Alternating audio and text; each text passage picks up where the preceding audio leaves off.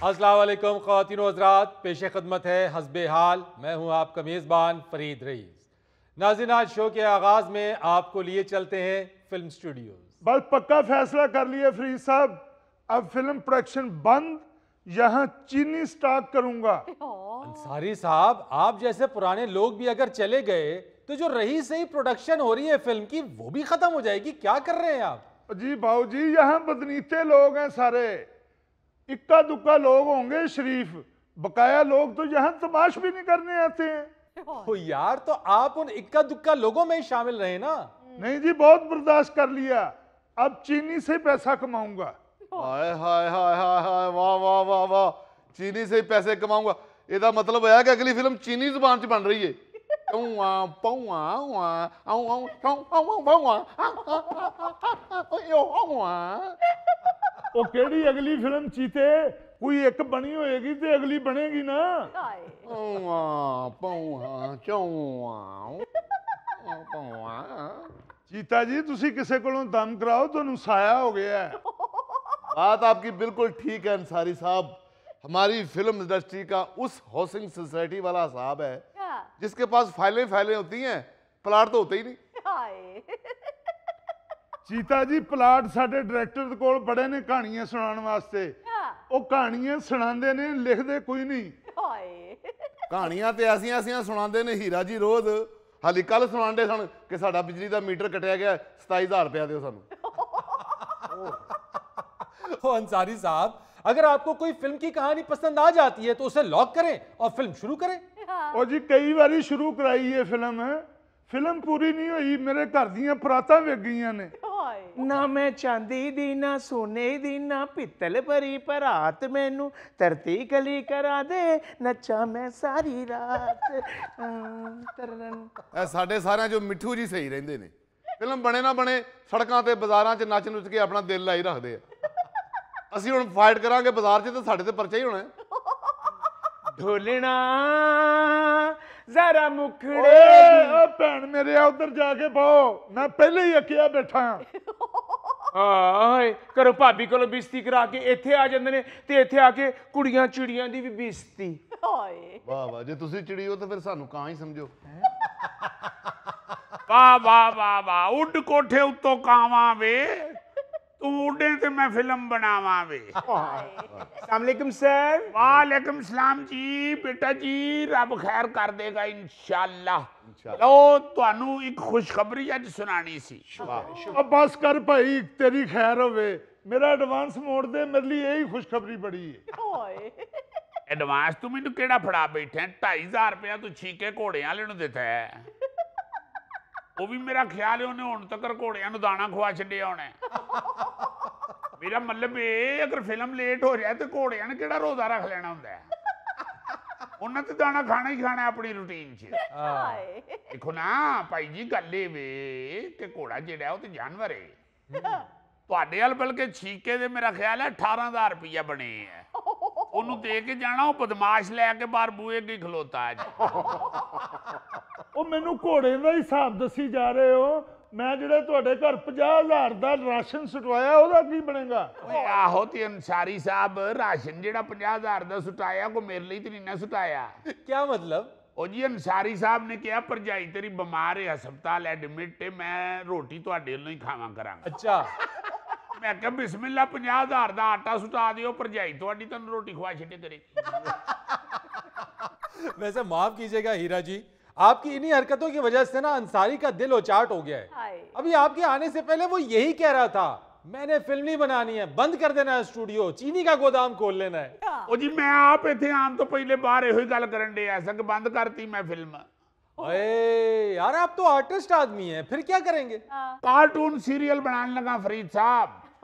ਬਹੁਤ ਤੰਗ ਆ ਗਿਆ ਮੈਂ ਇਨਸਾਨਾਂ ਕੋਲੋਂ। अच्छा, ਇਹਨਾਂ ਨਾਲੋਂ ਕਾਰਟੂਨ ਹੀ ਚੰਗੇ ਜੇ। ਇੱਕ ਵਾਰੀ ਬਣਾ ਲਓ ਤੇ ਸਾਰੀ ਜ਼ਿੰਦਗੀ ਰੋਟੀ ਦਿੰਦੇ ਜੇ। ਨਾ ਉਹਨਾਂ ਕੋਲੋਂ ਡੇਟਾ ਲੈਣ ਦਾ ਮਸਲਾ, ਨਾ ਉਹਨਾਂ ਦਾ ਲੇਟ ਸਵੇਰ ਆਉਣ ਦਾ ਮਸਲਾ, ਨਾ ਉਹਨਾਂ ਦਾ ਕੋਈ ਇਹੋ ਜਿਹਾ ਮਸਲਾ ਹੈ ਕਿ ਫੀਮੇਲ ਕਾਰਟੂਨ ਪਹਿਲੇ ਆਏਗੀ ਮੈਂ ਬਾਅਦ ਚ ਆਵਾਂਗਾ, ਜਾਂ ਮੇਲ ਕਾਰਟੂਨ ਪਹਿਲੇ ਆਏਗਾ ਮੈਂ ਬਾਅਦ ਚ ਆਵਾਂਗੀ। ਨਾ ਕੋਈ ਫੀਮੇਲ ਕਾਰਟੂਨ ਦਾ ਡਾਈਟ ਖਾਣੇ ਦਾ ਮਸਲਾ, ना मेल कार्टून ने कहना कि भाई जी मैं तो ये खाना खाता ही नहीं, मुझे तो पीसी से ला के दें। ना किसी कार्टून ने ये कहना है मुझे लाने के लिए छोटी गाड़ी क्यों भेजी। सब झंझट खत्म कर देते ने। अच्छा, कार्टून सीरीज बनेगी। मगर ये ख्याल कैसे जहन में आया? मैं कहना जी एक बच्चा नवा बेचारा स्ट्रगल करना आया, स्टूडियो च मिले है। अच्छा, 3 कुछ दिन पहले गेट थे मिले है, गेट थे। तो मैनू उन्हें आके कहा कि हजूर मुझे ट्राई तो करें, मैं बड़े बड़े अच्छे हीरोओं से अच्छा काम कर सकता हूँ। मैं कुछ देर ओदे में निगाह टकाई है ते मैं क्या हीरे सुपर हिट आइडिया नवा होना चाहिए। इस बच्चे नू लैके दे तो इंस्पायर होके सारे कार्टून बना दे। ले दे जा छड़ दे ना बंदियां दा खेड़ा। इंसान होनो रिया ही नहीं वफा करने वाला ते कद नहीं एवें ना पीछे खज्जल होई। ਲੈ ਵੀ ਹੀਰੋ ਉਸਤਾਦ ਜੀ ਕਾਰਟੂਨਾਂ ਦਾ ਡਰਾਮਾ ਬਣਾਉਣ ਲੱਗਾ ਹੀ, ਤੇਰਾ ਕੋਈ ਨਾ ਕੋਈ ਰੋਲ ਨਿਕਲ ਹੀ ਆਉਣਾ नहीं जी नहीं, ना कोई हीरो चाहिए ना कोई हीरोइन चाहिए। हीरा जी हीरोइन ही कोई नहीं फिल्म में, आपने फिल्म के नहर में छाले मारने के लिए लगानी है। बुढ़िया गल पता की है, हीरा ते सदके जावे तेरे, मैं तेनू की दसा, तेरे हुसन नू वेख वेख के ते असीं इत्थे लगे फिरने आ। मगर इहो जे जालम समाज दुश्मन ने ना चिड़े, ये आर्ट के खिलाफ हो गए ने। अंसारी मैनू जालिम ना कहना हीरा जी, मैं मजलूम हाँ। ओ मजलूम की तेरे ते दरख्त डिग पिया। हीरा जी आप मुझे बताएं क्या कहा आपको अंसारी साहब ने? उन्हें जी कहना की एवें इत्थे बह के रोने सुनान डे है, मैं नहीं फिल्म बनानी, मैं नहीं लाने पैसे, मेरे बड़े उजड़ गए पैसे। क्यों अंसारी साहब? मैं तो कुछ भी नहीं किया, मैं तो ये किया कि बना भी लवो जल्दी नाल फिल्म। जाऊं यार वैसे अंसारी गलत तो नहीं कह रहे, आप उसके सिर्फ पैसे लगवाए जा रहे हैं, खज्जल हो रहा है वो, अच्छा भला मोजेज आदमी है। ਮੈਂ ਕਹਿੰਦਾ ਜੀ ਐਸੇ ਮੋਜ਼ਜ਼ ਚੰਗੇ ਭਲੇ ਹੀਰੋ ਦੇ ਨਾਲ ਡਾਂਗ ਫੜ ਕੇ ਖਲੋਂਦੇ ਹੁੰਦੇ ਸਨ ਅੰਸਾਰੀ ਸਾਹਿਬ। ਜਦੋਂ ਦੇ ਪ੍ਰੋਡਿਊਸਰ ਬਣੇ ਨੇ ਖੱਜਲ ਹੀ ਹੋ ਗਏ ਨੇ, ਘਰ ਵੀ ਵੇਚ ਬੈਠੇ ਆਪਣਾ, ਉਹ ਭਰਜਾਈ ਸਾਡੀ ਦਾ ਜ਼ੇਵਰ ਵੀ ਵੇਚਤਾ। ਆਪ ਵੀ ਖੱਜਲ ਹੁੰਦੇ ਨੇ ਤੇ ਸਾਨੂੰ ਵੀ ਖੱਜਲ ਕਰ ਦਿੱਤਾ ਜੀ। ਉਹ ਤੁਹਾਨੂੰ ਮੈਂ ਕਿੱਥੋਂ ਖੱਜਲ ਕਰ ਦਿੱਤਾ? ਉਹ ਲੱਖਾਂ ਰੁਪਈਆ ਮੈਂ ਤੁਹਾਡੇ ਉੱਤੇ ਲਾਤਾ। ਪਤਾ ਨਹੀਂ ਕਿੱਥੇ ਲਾਤਾ ਅੰਸਾਰੀ ਸਾਹਿਬ ਲੱਖਾਂ ਰੁਪਈਆ। ਆ 3 ਸਾਲ ਹੋਏ ਤੁਹਾਨੂੰ ਦਫ਼ਤਰ ਖੋਲਿਆ, 3 ਸਾਲਾਂ 'ਚ ਫਰੀਦ ਸਾਹਿਬ ਮੈਨੂੰ 17,000 ਆਇਆ ਜੇ, ਉਹ ਵੀ ਕੋਈ ਕੈਸ਼ ਨਹੀਂ। ਜਦੋਂ ਕੰਮ ਤੋਂ ਬਗੈਰ ਰੋਟੀ ਖਾਂਦੇ ਆ, ਆਪਣੇ ਸੈਕਟਰੀ ਨੂੰ ਕਹਿੰਦੇ ਲਿਖ ਲਓ ਇਹਨਾਂ ਦੇ ਪੈਸੇ। ਹੁਣ ਇਹਨਾਂ ਨਿੱਕੀਆਂ ਨਿੱਕੀਆਂ ਗੱਲਾਂ ਤੋਂ ਆ ਕੇ ਫਿਰ ਹੀਰਾ ਸੁਪਰ ਹਿੱਟ ਕਾਰਟੂਨਾਂ ਲੱਗੇ ਐਡ। ਇਹ ਹੁਣ ਹੈ ਨੇ ਮਸਲੇ, डिस्कस करने वाली गल्लां है ने फरीद साहब। यार आर्ट की दुनिया च जे हुण रोटी दे पैसे भी लेहे जाणगे ते फिर किथे जाइए, आर्टिस्ट किथे जाए बेचारा। हीरा जी बिल्कुल ठीक कह रहे हैं आप, बड़ी फिल्म बनाने के लिए बड़ा पैसा लगाना पड़ता है, दिल बड़ा करना पड़ता है अंसारी साहब। ओ किन्ना को बड़ा कर लवां बाबूजी, कार्नल वाला प्लाट बेच दिता मैं। ए देखो ना जरा, फिर वही छोटियां सोचा। ओ बड़ा सोचो, बड़ा सोचो। ਉਹ ਸੋਚਦੇ ਚ ਪਾਣੀ ਪਾ ਲਵਾਂ। यानी वो दूध दही लस्सी चो ही नहीं निकल रहा तो मैं उन्हें की समझावां। ओ भाईजान ज्यादा नहीं सोचना, बड़ा सोचना है, बड़ा। तेरे वास्ते मैं आसान मिसाल दे देना, 2.5 किलो दाल से 1 पाया मटन अच्छा है। हुण सोच। ਉਹ ਮੈਂ ਬੱਚਿਆਂ ਦਾ ਨਹੀਂ ਸੋਚਿਆ, ਮੈਂ ਤੁਹਾਡਾ ਸੋਚਿਆ ਹੀਰਾ ਸਾਹਿਬ। ਕਹਿੰਦਾ ਬੱਚਿਆਂ ਦਾ ਨਹੀਂ ਸੋਚਿਆ, 7 ਬੱਚੇ ਦੇ ਨੇ 7। ਔਰ ਫਰੀਦ ਸਾਹਿਬ 7 ਦੇ 7 ਹੀ ਸੈੱਟ ਨੇ, 2 ਜੇਬ ਕਤਰੇ ਨੇ, 2 ਛੋਟੀਆਂ ਮੋਟੀਆਂ ਚੋਰੀਆਂ ਕਰਦੇ ਮਹੱਲੇ ਗਲੀਆਂ ਚੋਂ, 2 ਨੇ ਜੂਆ ਪਾਇਆ ਹੈ। ਇਹ ਇੱਕ ਬੱਚਾ, ਇਹ ਭਾਵੇਂ 4 ਵਾਰਾਂ ਫੇਲ ਹੋਇਆ ਮੈਟ੍ਰਿਕ ਚੋਂ, ਲੇਕਿਨ ਆਪਣੇ ਪਿਓ ਨਾਲ ਸੈੱਟ ਹੋ ਗਿਆ। यानी सातों के सातों ही नालायक। अल्लाह ताड़ी खैर करे। और फरीद साहब इन्हां दियां नलायकियां मेरे अगे आ गई हैं। मैं हुण इन्हां नलायकां कोलों जान छुड़ा लेनी है और मैं इंशाअल्लाह पढ़े लिखे बच्चियां दी टीम बना रहा हां जनाब। हेलो हेलो, कैसे हैं आप? हेलो मनाहल बेटे, आओ बेटा, बैठो बैठो। ओ बेटे जगह दियो, जगह दियो, बैठो मेरा पुत्र बैठो। ਇੱਥੇ ਤਸ਼ਰੀਫ ਰੱਖੇ, ਤਸ਼ਰੀਫ ਰੱਖੇ। हीरा साहब ये कौन है? फरीद साहब ये एनिमेटर जे बच्ची अच्छा ऐसी अच्छी एनिमेशन, ओ हो मैं 3-4 ਇਹਦੇ ਪ੍ਰੋਜੈਕਟ ਦੇਖੇ ਜੇ, ਕਾਰਟੂਨ ਇਹਨੇ ਬਣਾਏ ਨੇ। ਮੈਂ ਸਦਕੇ ਜਾਵਾਂ, ਮੈਨੂੰ ਤੇ ਭੌਂ ਬਿੱਲੀਆਂ ਚੜਦੀਆਂ।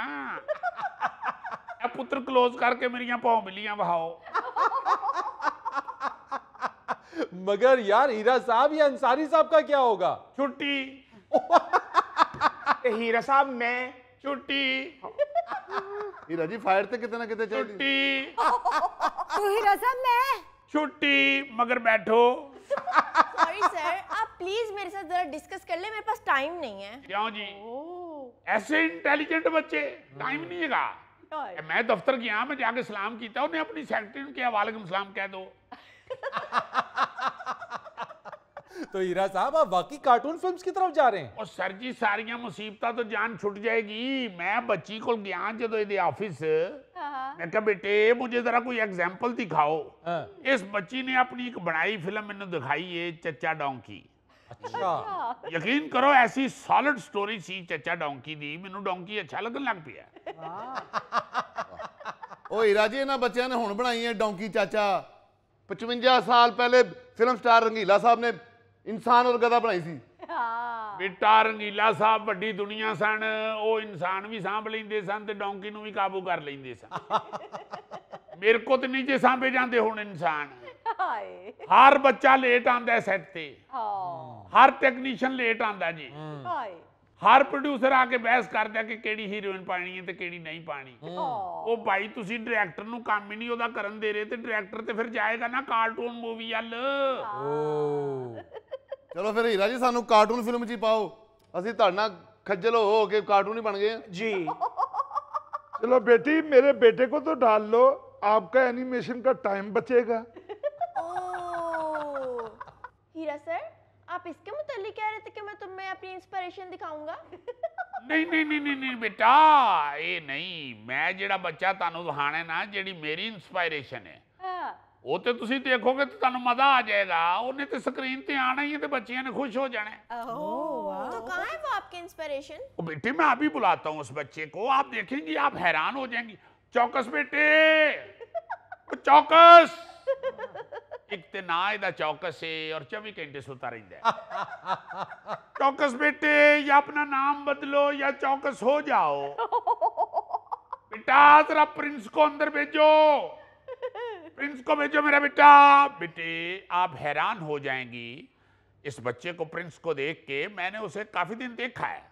उसके बाद मैंने सोचा है कि ये तो वाकई जो मेरा आइडिया है, जो मेरी स्टोरी है, जो मेरा कैरेक्टर है, उसमें ये बड़ा फिट बैठता है। ऐसा खूबसूरत ख्याल आया मेरा बेटा। इधर आओ मेरा पुत्र, इधर आओ, इधर आओ बच्चे। ये जरा देखें, आप देखें कि क्या ये स्टोरी में हीरो के तौर पे फिट बैठता है। How cute. बहुत प्यारा लगेगा मैं समझता हूँ। वाह वाह वाह, क्या हीरो लभ्या जी, छोटा मुंह बड़ी बेल्ट। आप जरा ये देखें कि स्टोरी मेरी का नाम है भैया मोंकी। भैया मोंकी। जी जी जी, चचा डोंकी तो उनकी अपनी स्टोरी है ना जी, चूंकि वो बना चुके हैं।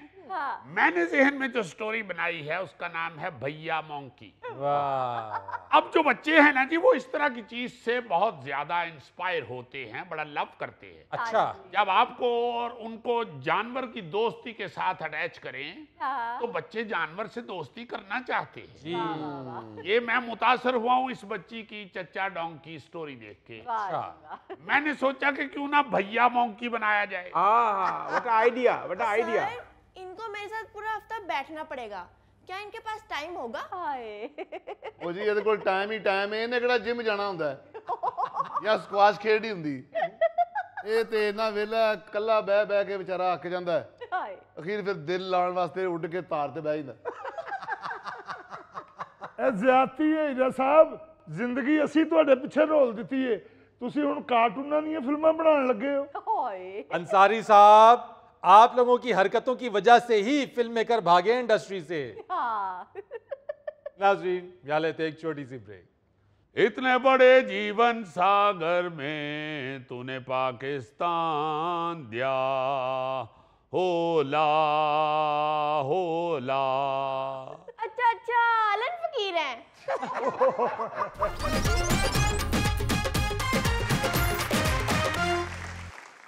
सर आपका बहुत शुक्रिया, आप हमारे प्रोग्राम में तशरीफ लेकर आए।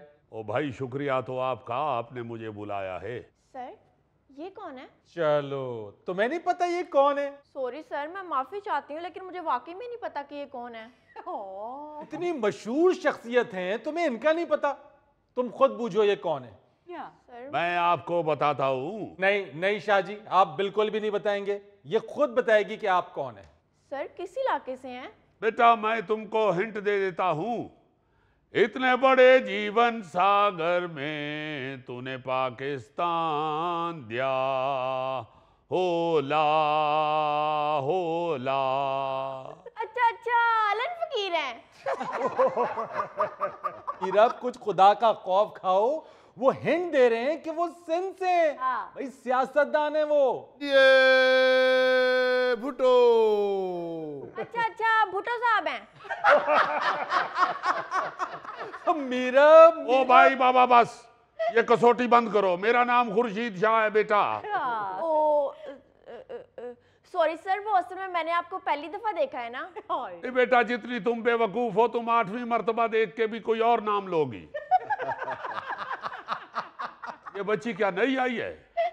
शाह जी नहीं है, मीरब हमारी शो का हिस्सा है, लेकिन आप काफी दिनों बाद प्रोग्राम में तशरीफ लाए ना, तो इस वजह से मैं माफी चाहता हूँ। शाह जी माफी चाहता हूँ। चलो कोई बात नहीं बेटा, आप जरा थोड़ी देर के लिए खबरें वबरें भी देखा करो, तुमको पता चले कि आजकल कौन कौन सियासत में हिलजुल कर रहा है। अच्छा शाह जी ये तो बताइए, ये जो सियासत में हिलजुल हो रही है ये क्या है ये? हाँ फरीद, सबसे पहले तो मैं तमाम सियासी पार्टियों का शुक्रिया अदा करूंगा जिन्होंने मुझे मुतफ़िका तौर पर कौमी असम्बली की खसूसी कमेटी का चेयरमैन मुंतखब किया है। वाह, ये बड़ी बात है कि इस दौर में तमाम सियासतदान किसी बात पे मुत्तफिक हो जाएं, जबकि अब तो घर में 4 आदमी एक हांडी पे मुत्तफिक नहीं होते।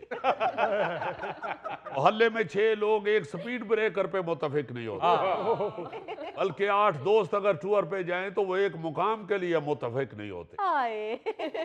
और ऐसे दौर में मेरा चेयरमैन बनना इस बात की दलील है कि चेयरमैन से आगे जहां और भी हैं, असेंबली में कुछ कुर्सियां और भी हैं। अच्छा शाह जी, कमेटी के पहले ही इजलास में ख्वाजा आसिफ गुस्से में वॉकआउट कर गए, वो तो मौलाना फजलुर रहमान उन्हें मना के वापस लेकर आए। जी हाँ, वो मैंने ही मौलाना फजलुर रहमान साहब को इशारा किया था कि ये लड़का बड़ा अथरा है, मैंने इसको नहर में छलांग लगाते हुए देखा हुआ है। ये जिस बेखौफी से नहर में कूदता है ये यहाँ से भी कूद जाएगा। तो इसको पकड़े, इसको बिठाएं। तो फिर मौलाना ने मेरे कहने पे ही उसको वापस बुलाया है। लेकिन शाह जी उनको गुस्सा आया किस बात पे था? मेरा ख्याल है कि उनको जूता लग रहा था। जूता लग रहा था? जी हाँ, इस उम्र में अगर इंसान का पांव दब रहा हो तो उसको गुस्सा आ जाता है। ऐसे तो आपको मालूम है कि वो हमेशा ही गुस्से में रहते हैं। वो सिर्फ नहर की तरफ जाते हैं तो उनके मुंह पे समाइल होती है। बल्कि मैंने तो अपने साथियों को कहा है कि अगर आप चाहते हैं कि ख्वाजा आसिफ साहब को गुस्सा ना आए तो कमेटी की अगली मीटिंग किसी नहर पे रख लें। शाह जी ये तो बड़ी चेंज होगी सियासत में। जी हाँ, हर चीज चेंज हो जाएगी। चाय बिस्कुट की जगह तरबूज लेके जाना पड़ेंगे। और फिर जिन मेंबरान को तैरना नहीं आता उनके लिए ट्यूबें भी मंगवानी पड़ेंगी। और जो मेंबर मीटिंग में नहीं आएंगे उनका यही बहाना होगा कि मुझे मेरा काछा नहीं मिल रहा था। शाह जी, नहर पे मीटिंग करने से सियासत ठंडी नहीं हो जाएगी?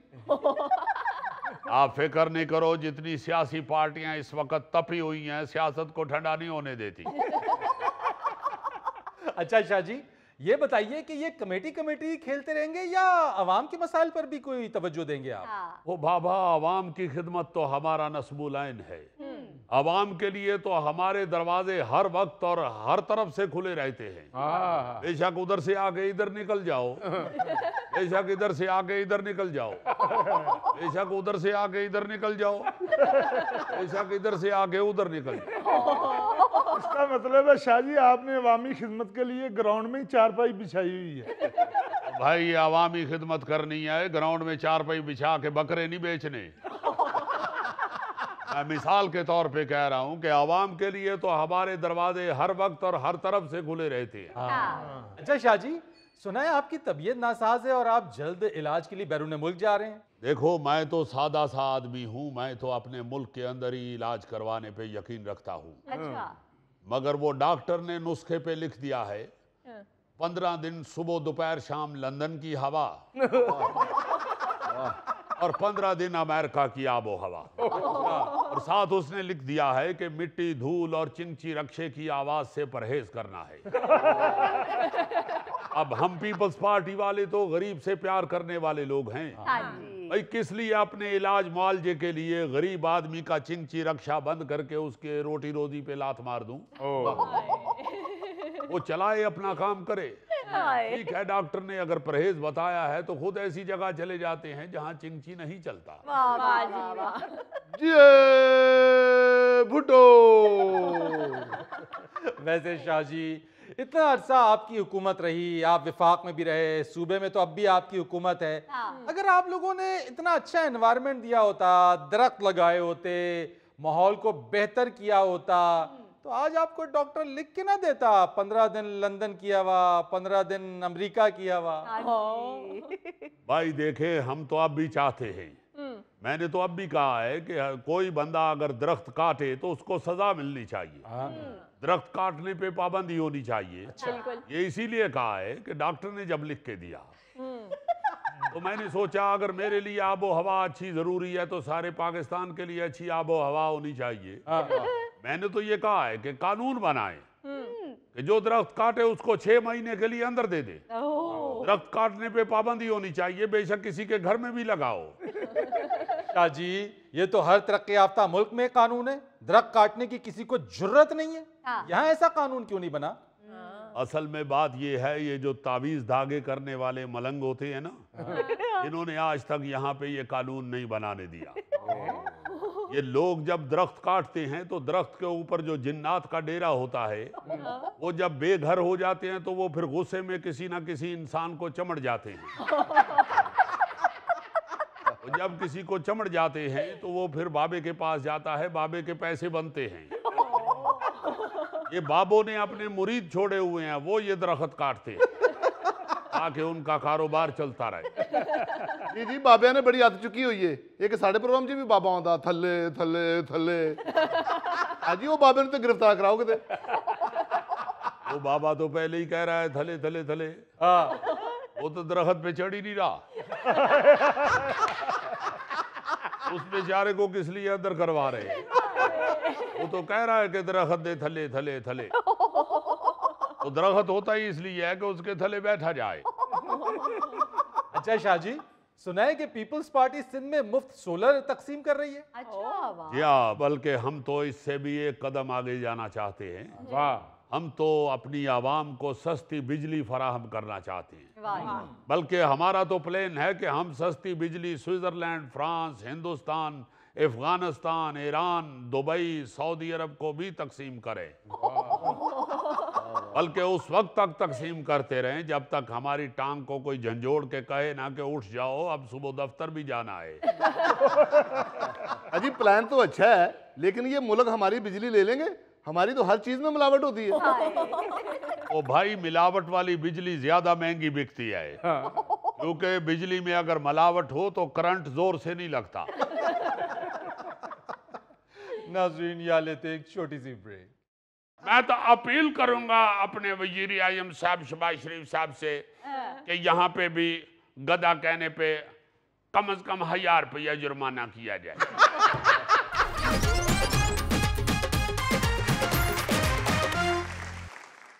नाज़रीन, न्यूज़ जेम्स बॉन्ड 0092 जो खबर लेके आया उससे इंशाअल्लाह ताला हमारे दानिश्वरों के पेट भी खुशी से फूल जाएंगे और ये फूले नहीं समाएंगे, बल्कि मुझे यकीन है कि थोड़ी देर बाद आपको मुजफ्फर भी गोगे जैसा लगना शुरू हो जाएगा और गोगा फरीद सियाना साहब की मेज जैसा लगना शुरू हो जाएगा और खुशी से थैला जो है वो बोरी की शक्ल इख्तियार कर जाएगा। कर रहे हो यार। यार लगता है तुम्हारे पास आज कोई भारी भरकम खबर है। नहीं, खबर बड़ी मयाया है। अच्छा, आप जितना उसकी डेप्थ में जाते जाएंगे आपको खुशी महसूस होती जाएगी। अच्छा जी, है क्या खबर?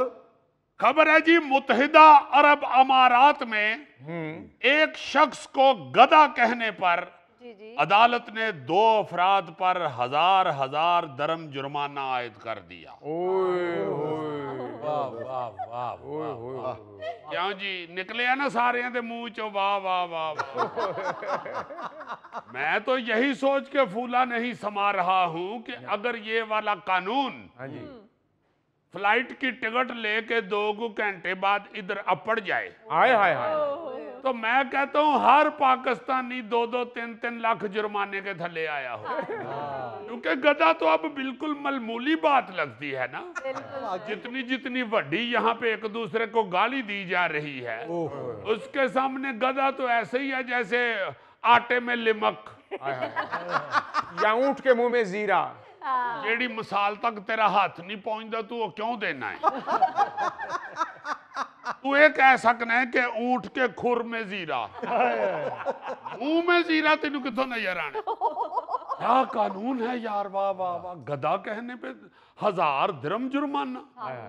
यहाँ पे हर शख्स का मकान उसके पुत्र के नाम लग जाना है। हाय हाय हाय। तो बच्चियां तो कई लोग बुलाते ही गधा, ओ गधे आ इधर आए, ओ गधेया किथे चले हैं, ओ गधेया रोटी खा ले, ओ गधेया को पाल लिया कर।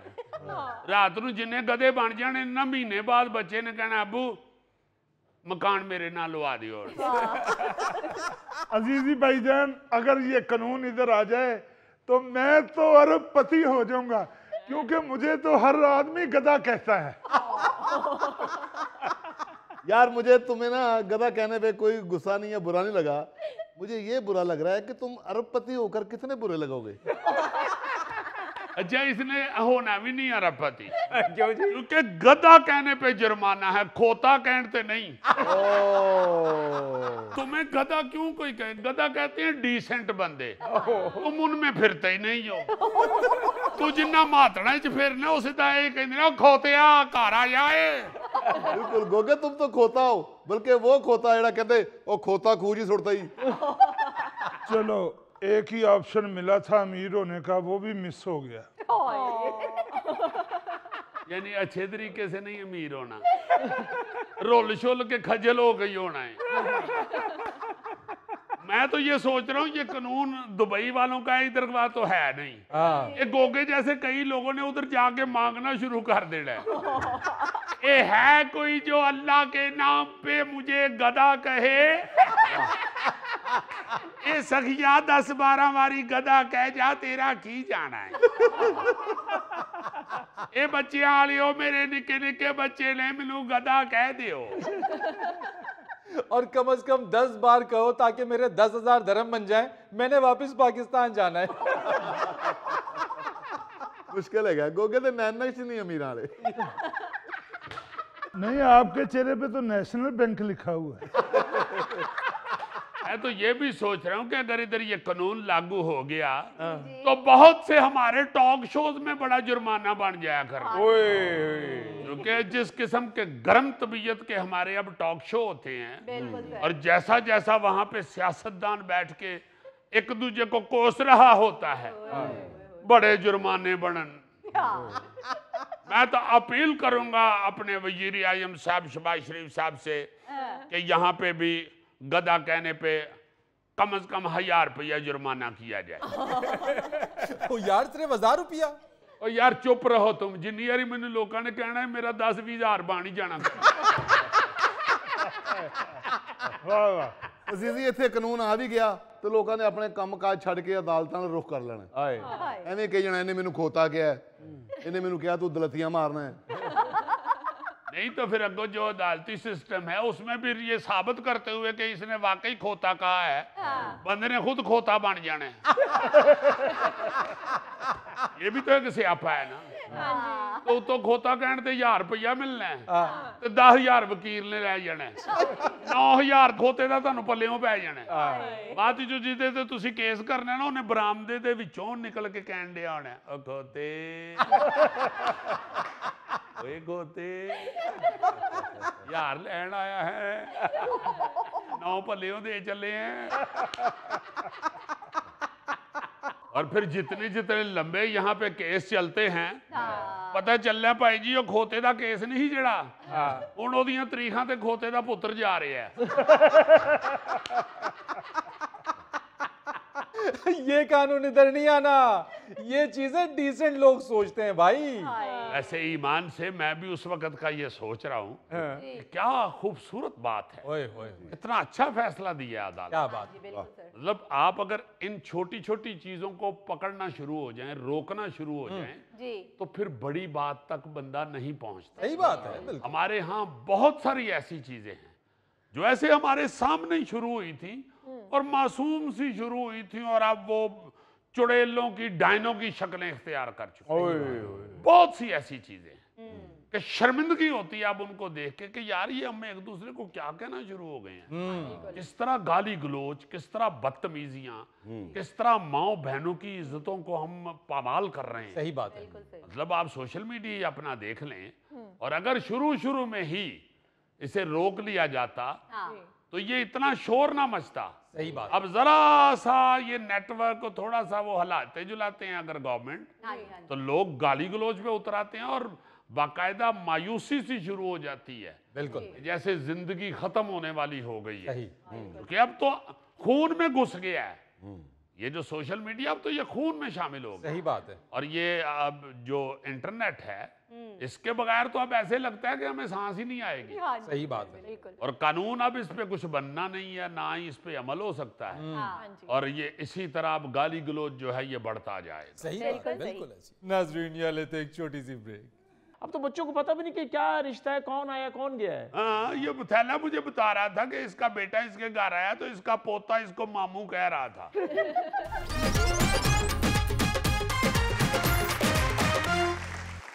अच्छा जी, आप ये देखते हैं अब अपने इर्द गिर्द, अपने मोहल्लों में, अपनी गली में, अपनी फैमिली में कि अब बच्चे जो है ना हमारे, जो हमारी अगली नस्ल है, वो उस तरह सोशल नहीं रही जैसे हमारे बुजुर्ग थे या जैसे हम लोग थे। हम भी जाहिर है लड़के ही हैं अभी। तो मुझे याद है कि हमारे बचपन में जिस तरह सोशल लाइफ होती थी ना जी मोहल्लों गलियों में, उस तरह अब बिल्कुल नहीं है। बिल्कुल ऐसी। बिल्कुल नहीं है। क्योंकि मुझे बड़ी अच्छी तरह याद है कि एक दूसरे के घर की कोई चीज को सौदा सलफ ला देना वो हमारी रूटीन होती थी। कोई भी आवाज मार के कह देता था यार इधर आओ, जाके वो दुकान से ये पकड़ के लाओ, पकड़ो मेरा बेटा, दौड़ जाओ। भाग के चले जाते थे। मैं काका इधर आ मेरा पुत्र, अल्लाह फड़ा रुपये की बर्फ ले आके आ, भाग के बर्फ ले आते थे। शादी ब्याह में काम करा देना। शादी ब्याहों में काम, चूंकि शादी ब्याह जो थे वो मोहल्लों में, ग्राउंडों में, गलियों में ही तंबू लगाए जाते थे, उसमें बड़ा काम करना पड़ता था। बहुत सारी ऐसी चीजें हैं, बहुत सी ऐसी एक्टिविटीज हैं जो खत्म हो चुकी हैं। हाँ जी सर, बिल्कुल। जिसकी वजह से हम सोशल होते थे। सही बात है। मोहल्ले में सौदा सलफ लाना, अब तो महीने का इकट्ठा सौदा आ जाता है, ग्रॉसरी करके आ जाती हैं खवातीन। वरना रोज के रोज अदरक वखरा, थोम वखरा, धनिया वखरा, बर्फ वखरी, रोटियां वखरियां तंदूर से। ये सारी चीजें लाने के लिए हर वक्त अपने बच्चे ही अवेल नहीं थे होते। बिल्कुल बिल्कुल। लाजमन मोहल्ले में, हमसायों में किसी ना किसी को आवाज मारनी पड़ती थी कि यार जा फलानी चीज ला दे, वो दौड़ के ला भी देते थे। फिर इसी तरह डॉक्टर के पास जाने के लिए भी हमसाए एक दूसरे की बड़ी मदद करते। बिल्कुल बिल्कुल है जी। मिल बैठने का एक बड़ा अच्छा मंजर होता था, अब वो नजर नहीं आता। सही। अच्छा, ये जो सोशल लाइफ है ना, मैं एक गौर कर रहा था एक चीज पे कि ये हमारे घरों में मेहमान जब आते थे तो उस वक्त भी हमारी बड़ी ट्रेनिंग होती थी। ये बात। अब मेहमान भी नहीं उस तरह आते। सही बात है। अब देखे ना कि अब इतना बदीद और फजूल सा दौर आ गया हुआ है कि अब एक तो कहते हैं जी कि वो बगैर पूछे ही हमारे घर आ गए।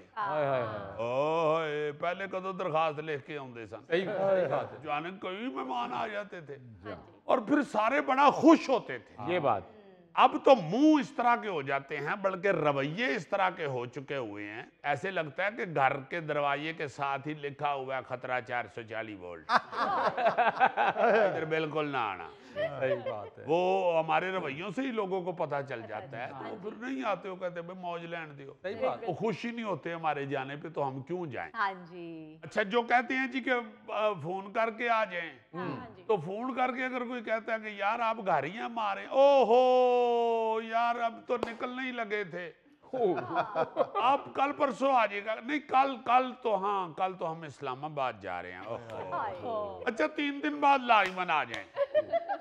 मतलब इस तरह के झूठे बहाने, बिल्कुल ऐसे सचमुच 80% झूठ होता है। सही बात। हम नहीं चाहते अब कोई हमारे घर आए, क्योंकि हमें भाग दौड़ करनी पड़ेगी, हमें चीजें जो हैं वो फिर और तरीके से हैंडल करनी पड़ेंगी। भाई यही सोशल ट्रेनिंग होती थी। हाँ, आप याद करें कि जब मेहमान आते थे तो उसमें सबसे जो बड़ी बात है, जब मेहमान आपके घर आके रह रहे हैं, तो सबसे पहले तो बच्चों को ये ट्रेनिंग मिलती थी कि किस तरह अपने आप को, अपने चीज़ों को, अपने कमरे को, अपने रहन सहन को दूसरे के साथ शेयर करना है। सही बात है। अब बच्चे को आप कहें कि यार ऐ तेरे कमरे में सो जाता है, यार कहो मैं क्यों, मुझे नहीं पता। क्यों? इसलिए कि आपने उसको आदत ही नहीं डाली। बिल्कुल। बच्चे कजनों से, बहन भाइयों से दूर हो गए हुए। बच्चों को ट्रेनिंग मिलती थी यार, एक तो अपनी लाइफ शेयर करने की, अपना रहन सहन शेयर करने की, फिर उनकी खिदमत करने की। मेहमान आए हैं, उनके आगे खाना रखना है, बच्चे लगे हुए हैं, चाय पानी ये वो सारे मिल के उनकी खिदमत कर रहे हैं, ये एक ट्रेनिंग मिलती है बाकायदा। और फिर सबसे जो अहम चीज थी ना जी, गुफ्तगू का सलीका सिखाया जाता। सही बात। जब मेहमान आते थे ना, रहन सहन ही बदल जाता था ना। घर वाले कहते दफा हो जो नहा के आ, काफी तरीकी कहेगी कि इतना मैला बाल है ना, नहा धो के तैयार हो जाते थे, उनका रहन सहन तमीज वाला हो जाता था, या माएं डांट डपट के कर देती थी। ट्रेनिंग मिलती थी कि किस तरह किसी के सामने रहना है, सही बात, किस तरह किसी के सामने गुफ्तगू करनी है, किस तरह किसी के सामने कपड़े पहनने हैं, लिबास चेंज होता था, ये सारी ट्रेनिंग मिलती थी। अब ट्रेनिंग नहीं हुई होती, मैं तो यहाँ तक कहता हूँ कि ट्रेनिंग नहीं हुई होती, नूह घर आंदी है मुंडा फिर उस तरह ਉਹਦੇ सामने सिर घुरकंडिया ਹੁੰਦਾ ਉਹਦਾ ਹੌਲੀ ਹੌਲੀ ਦਿਲ ਚੜਨਾ ਸ਼ੁਰੂ ਹੋ ਜਾਂਦਾ। ਓਏ ਇਹ ਤੇ ਬੜੀ ਖੁਸ਼ਬੂ ਲਾ ਕੇ ਬੋਦੇ ਬੂਦੇ ਵਾ ਕੇ ਸਾਡੇ ਬੂਏ ਕੋ ਲੰਘਦਾ ਹੁੰਦਾ ਸੀ। सही बात। ਇਹ ਤੇ ਖੁਰਕਦਾ ਮਾਰੇ ਆ 2-2 दिन ਨਹਾਉਂਦਾ ही नहीं। समझ गए हो ना, ये बिल्कुल फैक्ट है, बिल्कुल दुरुस्त बात। जब करीब कोई आता है तो उसको पता चलता है ना कि यार इसका रहन सहन किस तरह का है, सही, ये साफ सुथरा रहता है या नहीं, इसको बोलने की तमीज है या नहीं। दूसरे के साथ, दूसरे के सामने आपको ट्रेनिंग मिलती थी कि किस तरह रहना है, वो सब कुछ खत्म हो गया हुआ है। वो हमने बच्चों को सोशल लाइफ सिखाना छोड़ दिया। सही। ये मेहमानों के बहाने से ये सारा कुछ जो है ना जी, ये सीख जाते थे बच्चे। वो जो फरमान है ना जी, हाय हाय हाय, मेहमान खुदा की रहमत, वाह वाह वाह, मेहमान खुदा की रहमत है। यही असल में रहमत है भाई, मेरी वो रहमत नहीं होती जेड़ी मेहमान फ्रूट लेके आते हैं। असल रहमत यही है कि उनके आने के बाद आपकी जिंदगी में बहुत सारी ट्रेनिंग हो जाती है, सही। आपकी अपनी, आपकी औलाद की, ये है रहमत। भाई इससे ज्यादा रहमत और क्या हो सकती है कि आपका बच्चा जो है वो बाइखलाक हो, आपके बच्चे को जिंदगी गुजारने का तरीका आए, इससे बड़ी रहमत आप पे क्या है। सही बात। एक पूछें जाके उस बंदे से जिसका बच्चा जो है वो बदतमीज है या बदअखलाक है, या जिसको जिंदगी गुजारने का तरीका ही नहीं आया, पूछे उससे, इससे बड़ा अजाब और क्या है। औलाद जो है वो ऐसे ही नहीं, उसे इम्तिहान कहा गया। वाह। माल और औलाद को फितना भी कहा गया और इम्तिहान भी कहा गया। इसीलिए कहा गया कि अगर वो अच्छे निकल आए तो पाँव 12, अगर बुरे निकल आए तो 3 काने। अच्छा दीदी, घर वाले भी खुश हो रहे थे मेहमान आने पे भी रौनक लगेगी? हूँ यार मैं कह रहा हूँ कि ईमान से मुझे याद है कि बड़ी बड़ी दूर के कोई रिश्तेदार आ गया ना, तो उस पे भी खिल जाते थे चेहरे। सही बात है। मजा आ जाता था। हाय हाय हाय। गौरी जैसे लोग तो ये भी सोचते थे ना बच्चे के उन्हें अम्मी बोतल लैन भेजणगे, आंदियां भी ओदी च चुस्की लावांगा ते जे ओ खीर ते इन्नी जी छड़ गया ते फिर ते मेरी छोटी दी है। बड़ा मजा होता था यार। आप जरा सोचे ना क्या क्या चीजें होती थी कि बिस्कुट ले ले दौड़ रहे हैं, चाय बन रही है, वो उसको प्लेटों में रखा जा रहा है, बोतल आ रही है, कोल्ड ड्रिंक आ रही है, माँ कहती सी वे चाह सुट ना दें। हाँ जी, अब कायदा सारी ट्रेनिंग दी जाती थी। बच्चों को पता चलता था कि किसी के साथ कैसे डील करने, बर्ताव कैसे करना। हाँ, और फिर बच्चों में कॉन्फिडेंस आता था यार। मैं कहता हूँ कि मेहमान आते हैं सब तो पहले तो अब्बा जी कहते हैं ना, चलो भाई चारों कुल सुनाओ ताया अब्बू को। वाह। तो बच्चा सामने खलो के शुरू कर, बिस्मिल्लाहिर्रहमानिर्रहीम, बहुत शुरू, सारे कुल सुना रहे हैं। सही बात है। उसकी ट्रेनिंग हो रही है। तकरीरी मुकाबले में कोई बच्चा हिस्सा ले रहा है तो उसको, मुझे याद है बच्चे मेरे वो तकरीरी मुकाबले में हिस्सा लेते थे तो मैं शुरू हो जाता था किसी पे आने, चल बेटे तकरीर करके सुनाओ। वाह वाह। ये बच्चों को ट्रेनिंग मिलती है, बच्चों में कॉन्फिडेंस पैदा होता है। उनते मेहमान पूछता तो ਤੁਹਾਡਾ वो बच्चा नजर आने डया, वो छाते फोन पे लगा है। हाँ, यही मैं कहने लगा हूँ कि अब कभी कभी कोई मेहमान आता है ना तो बच्चा अपने कमरे में जाके कंप्यूटर पे बैठ जाता है या फोन पकड़ लेता है, और माएँ झूठ बोलती हैं, वालिदैन झूठ बोलते हैं कि वो घर नहीं है या वो कल उसके पेपर है या टेस्ट है वो पढ़ रहा है या ये वो, उसको तमीज ही नहीं सिखा रहे कि भाई बाहर दफा हो, सही बात है। मेहमानों के सामने बैठ, क्या बात है, क्या बात है। उनसे तमीज से बात कर, उनके साथ गुफ्तगू कर, उनका हाल चाल पूछ, उनको वेलकम कर। ये कह ही नहीं रहे। फिकीरी सलाम लेकर अस्सलाम वालेकुम अंकल, फड़ के ना मुंह ही टिकटॉक करके हो जाए, तो वो अपने कमरे में घुस जाते हैं। और बिल्कुल नहीं बच्चे अब मेहमानों में मिक्स होते या उनके साथ आके कोई गुफ्तगू करते, कोई उनकी खिदमत करते, मतलब कोई सोशल ट्रेनिंग नहीं। अजीजी भाई, जब मेहमानों के सामने बच्चा बैठता था तो पता लगता था इनके साथ हमारा क्या रिश्ता है। अब तो बच्चों को पता भी नहीं कि क्या रिश्ता है, कौन आया कौन गया है। हाँ, ये थैला मुझे बता रहा था कि इसका बेटा इसके घर आया तो इसका पोता इसको मामू कह रहा था। अजीजी, अगर वालिदैन ने ट्रेनिंग नहीं की थी तो देखो बच्चे भी देखो प्लास्टिक दे आ रहे ना। अजीजी, ये बहुत ही अहम बात है कि मेहमानों का घर में आना बाइस से बरकत भी है और बाइस से रहमत भी है, क्योंकि इससे आपके बच्चों को ट्रेनिंग मिलती है, सीखते हैं वो। जी जी। नाजरीन, ये था आज का हस्बे हाल। जाने से पहले एक खूबसूरत बात, तजुर्बा मुफ्त में मिलने वाली चीज नहीं, इसके लिए वक्त और उम्र गंवानी पड़ती है। वाह वाह वाह। अपने मेजबान फरीद रईस को इजाजत दीजिए, कल आपसे फिर मुलाकात करेंगे इंशाअल्लाह। तब तक के लिए अल्लाह हाफिज।